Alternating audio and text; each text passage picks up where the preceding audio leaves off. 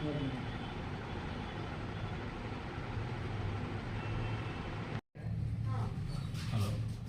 मोहम्मद फैसल खान नाम है हमारा। हम सैयद तेलंगाना से आदिलाबाद को आए थे। आदिलाबाद में तलबा और तालिबात का एक अहम मसला हमारे नज़रों से गुजरा, जिसमें गवर्नमेंट आर्ट्स कॉलेज के कुछ लड़के जिनका एग्ज़ाम 21 मई को हुआ था, और वो एग्ज़ाम हुआ लेकिन उसके नतायज अभी तक इंटरनेट पर इनको नहीं मिले। तो हम इस मसले को सुन रहे थे, मॉनिटर कर रहे थे। पहले इन्होंने अपने प्रिंसिपल से भी नुमाइंदगी की, उसके बाद यहाँ पे मुकामी जो कलेक्टर है उनसे भी नुमाइंदगी हुई, लेकिन अभी तक उसका कोई नतीजा सामने नहीं आया।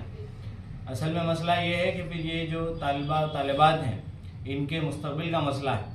अब अगर कुछ दिनों में ये नताइज नहीं दिए जाते हैं तो ये गवर्नमेंट के जो नोटिफिकेशंस आने वाले हैं वो एग्ज़ाम भी नहीं लिख सकते, और दूसरे जो दाखिले हैं वो भी इनको मिलने की इम्कानात नज़र नहीं आ रहे। ये 15 बच्चों के मुस्तकबिल का सवाल है। तो हम एसआईओ से ये डिमांड करते हैं, काकतिया यूनिवर्सिटी से ये इस कॉलेज का अफिलिएशन है, हम इस यूनिवर्सिटी से डिमांड करते हैं, हम यहाँ के जो एजुकेशन डिपार्टमेंट है उनसे भी डिमांड करते हैं कि इस मसले को फौरी हल किया जाए, और इन बच्चों के अगर पेपर गुम हो चुके हैं तो उनको ढूंढा जाए और फिर उसको करेक्शन किया जाए और फिर उसके रिजल्ट्स इनको दिए जाएं, ताकि इनके मुस्तकबिल के साथ कोई खिलवाड़ ना हो।